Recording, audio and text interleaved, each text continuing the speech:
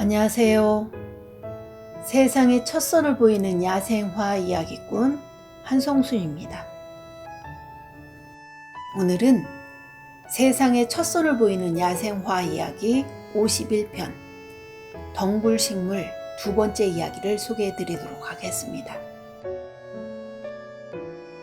덩굴식물이란 줄기로 다른 식물을 감싸거나 달라붙어 자라는 속시식물이라고 지난주 영상에서 말씀드렸습니다. 기억하시죠? 오늘은 덩굴식물 중 쥐방울덩굴, 청미래덩굴, 닭의덩굴, 덩굴닭의 장풀, 담쟁이덩굴, 뚜껑덩굴, 새모래덩굴, 인동덩굴, 호자덩굴, 환삼덩굴을 소개해 드리도록 하겠습니다.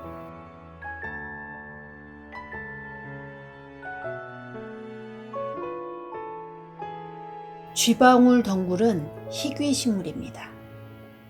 꽃말은 외로움입니다. 쥐방울 덩굴과에 속하는 다년생 덩굴식물입니다. 한국과 일본, 중국이 원산지이고 산과들에 서식합니다. 꽃은 쥐를, 열매는 방울을 닮은 덩굴식물이라 하여 쥐방울 덩굴이라는 이름이 붙었습니다. 꽃은 7월에서 8월에 피고 열매는 10월에 맺습니다. 가을에 열매를 따서 햇볕에 말린 것을 마두령이라고 합니다. 천식이나 해소의 치료에 쓰이며 이뇨제, 거담제로도 사용합니다. 뿌리는 청목향이라 하여 뱀이나 벌레에 물렸을 때 해독제로 씁니다. 조선시대의 이두 명칭으로는 무라동을라, 무라급동을내라 하였고 동의보관과 제중신편에서는 쥐방울이라 하였습니다.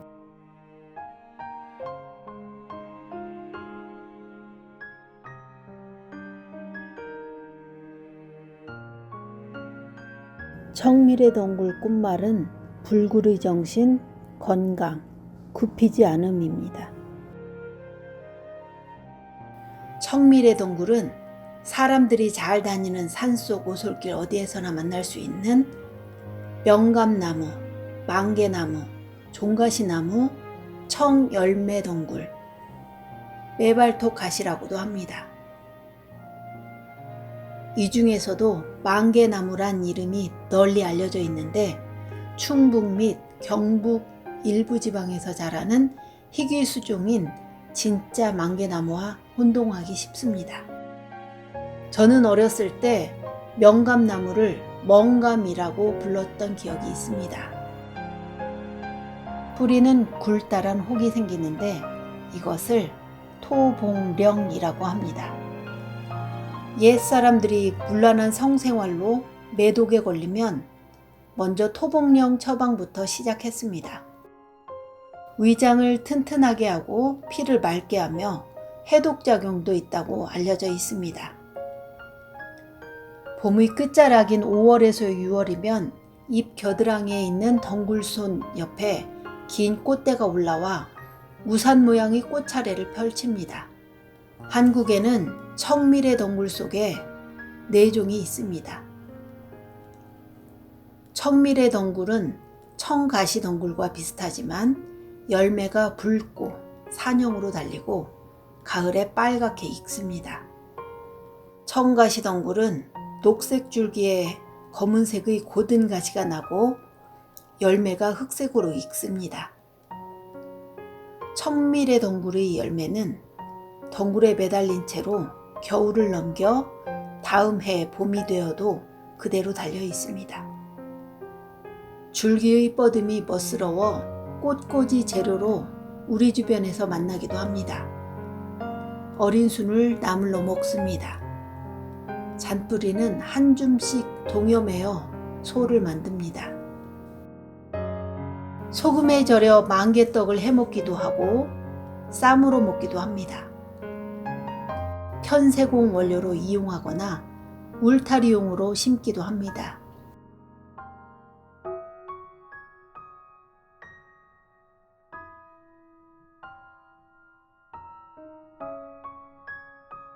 나도 닭의덩굴. 닭의덩굴은 귀화식물입니다. 닭의덩굴은 우리나라 전역에 흔히 자라는 덩굴성 한해살이 풀입니다. 줄기는 옆으로 길게 뻗으며 가지가 많이 갈라지고 표면에 미세한 돌기가 있습니다.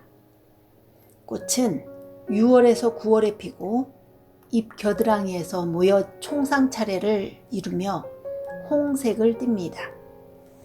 열매는 숫과로 원형이며 표면에 돌기가 없고 매끈하며 광택이 있습니다. 관절염, 구풍, 백일해, 수풍, 신경쇠약, 신경통, 진해, 토열에 효과가 있습니다.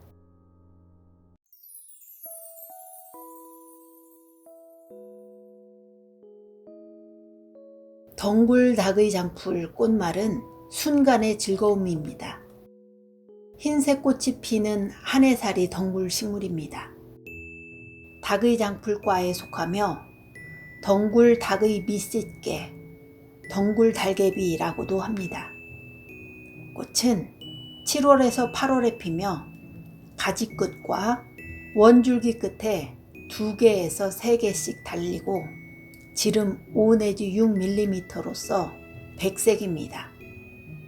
꽃은 하루 피었다가 시드는 일일화입니다. 어린 수는 나물로 식용합니다. 동아시아의 3종, 우리나라에 1종이 분포합니다.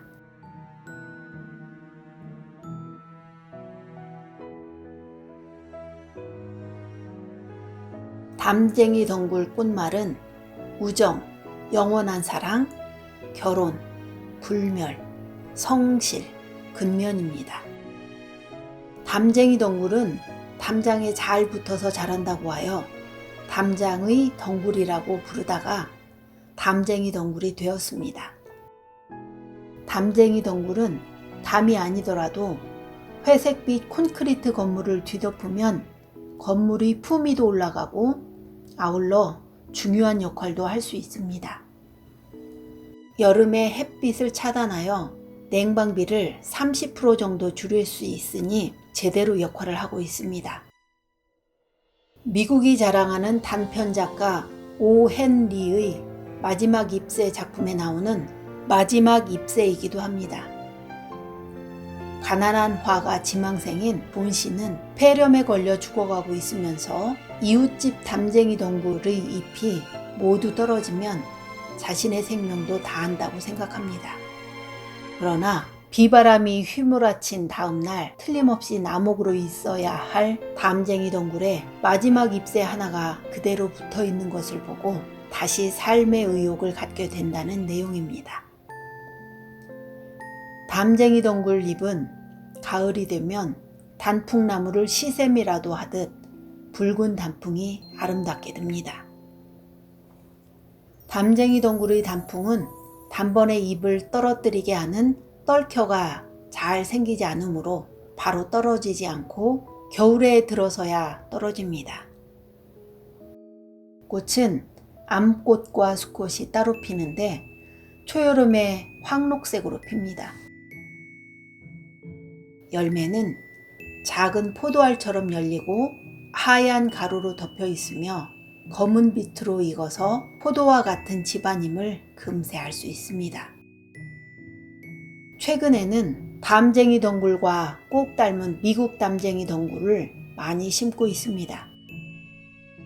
잎이 5으로 갈라지는 겹잎이며 가장자리에 톱니가 있는 것이 재래종 담쟁이 덩굴과의 차이점입니다. 동의보감에 보면 작은 부스럼이 잘 낫지 않는 데와 모관과 혀가 부은 것, 쇠붙이에 상한 것 등에 쓰며 뱀독으로 가슴이 답답한 것을 없애고 입안이 마르고 혀가 타는 것 등을 치료한다 라고 하였으며 잔뿌리가 내려 바위에 달라붙어 있으며 잎이 잘고 둥근 것이 좋다고 했습니다. 담쟁이 덩굴의 새수는 봄에 채취하고 줄기와 뿌리는 여름에 채취하여 햇볕에 말려 약용합니다. 신경통, 당뇨, 기침가래, 중풍 치료에 효능이 있으며 편두통에도 약효가 있습니다.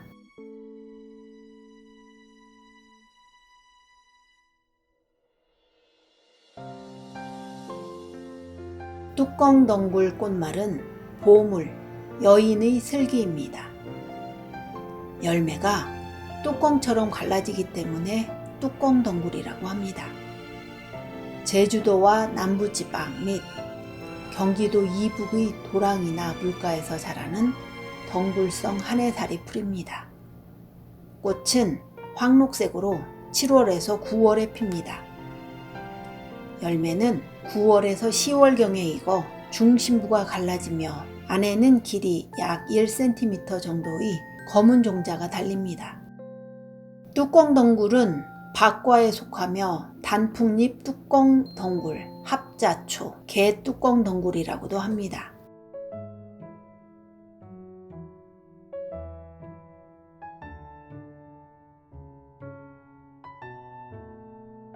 세모래 덩굴 꽃말은 적선입니다. 낙엽성 관목의 덩굴식물로 근경이나 종자로 번식합니다. 전국적으로 분포하며 산진아들의 양지 쪽에서 자랍니다.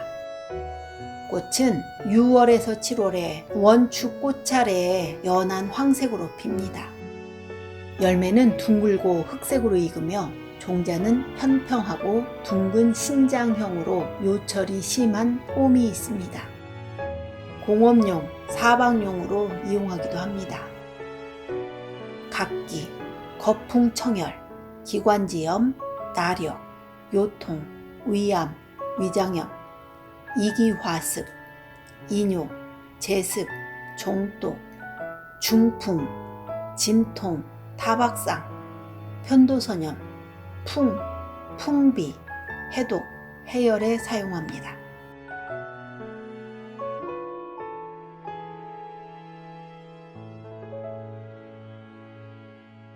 인동덩굴의 꽃말은 사랑의 인연, 헌신적 사랑, 부성의 사랑의 굴레입니다. 인동덩굴은 남쪽 지방에서는 겨울에도 거의 잎을 달고 있으나 북쪽 지방으로 올라갈수록 잎 일부가 남아서 반상록 상태로 겨울을 넘깁니다. 그만큼 어려운 환경이 닥쳐도 잘 버틸 수 있는 강인한 식물입니다. 인동덩굴은 보정강장제에서부터 이뇨제까지 두루 쓰였습니다. 동의보감에는 오한이 나면서 몸이 붓는 것과 발진이나 혈변에 쓰며 오시를 치료한다 라고 했습니다. 조선왕조실록에 보면 정조 10년에 알아놓은 세자에게 인동차를 올려 세자의 피부에 열이 시원하게 씻고 반점도 상쾌하게 사라졌다 라는 기록이 나옵니다.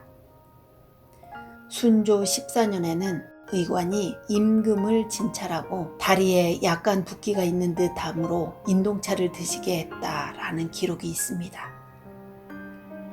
인동차는 단순히 마시는 차가 아니라 왕실에서 애용한 약용차였습니다. 그 외에 줄기와 잎 혹은 꽃을 말려 술에 넣어 만든 인동주도 좋은 약술로서 즐겨 마셨습니다. 당초문의 모델 식물이 바로 인동덩굴입니다. 주요 옛 건축물은 물론 벽화 장식품에 이르기까지 인동덩굴은 예로부터 무늬 모델로 널리 쓰였습니다.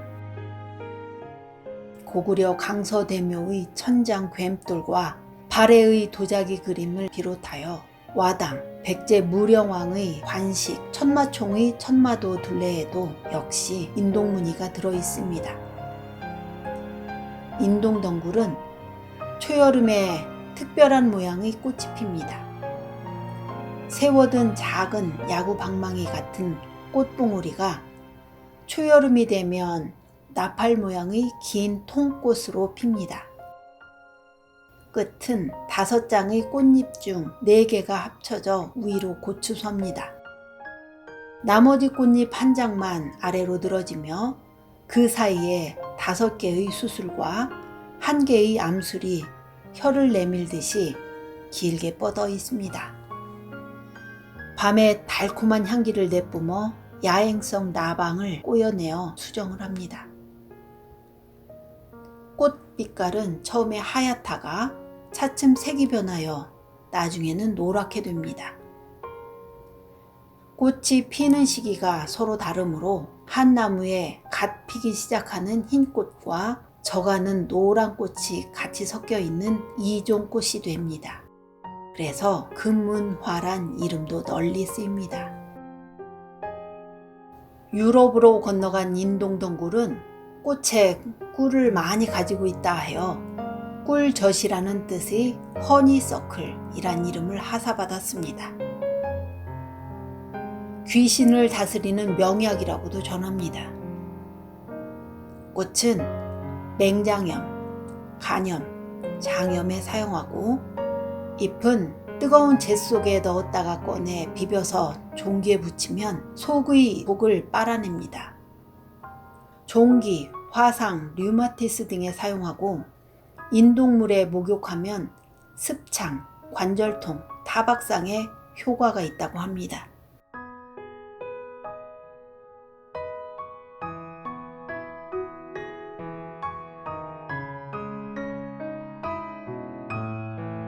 빨간 열매가 앙증맞은 호자덩굴. 호자라는 이름은 가시가 날카로워 호랑이도 찌른다고 해서 호자라는 이름이 붙은 호자나무에서 유래합니다. 잎과 빨간 열매가 비슷하지만 호자덩굴은 덩굴성이며 풀이라 호자나무와는 다릅니다. 꽃은 6월에서 8월에 가지 끝에 2개씩 달리는데 흰색 바탕에 연한 붉은 빛이 돕니다. 꽃뿌리의 끝은 4갈래로 갈라지며 안쪽에 털이 있습니다. 9월에서 10월경에 지름 약 0.8cm의 둥근 빨강색 열매가 달립니다. 식용하며 약은 물론 퇴비, 사료용으로도 쓰입니다.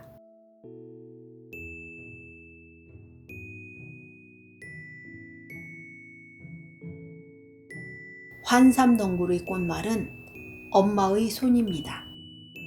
범삼덩굴, 율초, 한삼덩굴, 한삼, 깔깔이풀이라고도 합니다. 원줄기와 잎자루에 밑을 향한 갈고리 모양의 잔가시가 있어 거칠며 다른 물체를 감아 올라갑니다. 우리나라가 원산지입니다. 꽃은 이가화로 담 황록색의 꽃이 7월에서 8월에 핍니다. 과실은 숙과로 난상 원형이고 중앙부가 부풀어 렌즈처럼 되며 길이와 너비가 각각 4 내지 5mm로서 황갈색이 돌고 윗부분에 잔털이 있습니다. 꽃을 율초화, 뿌리를 율초근이라 하며 약재로 사용합니다. 줄기의 껍질은 섬유의 원료가 됩니다. 주로 비뇨기과, 이비인후과, 호흡기 질환을 다스립니다. 오늘은 세상에 첫선을 보이는 야생화 이야기 51편 덩굴식물 2번째 이야기를 소개해드렸습니다. 감사합니다.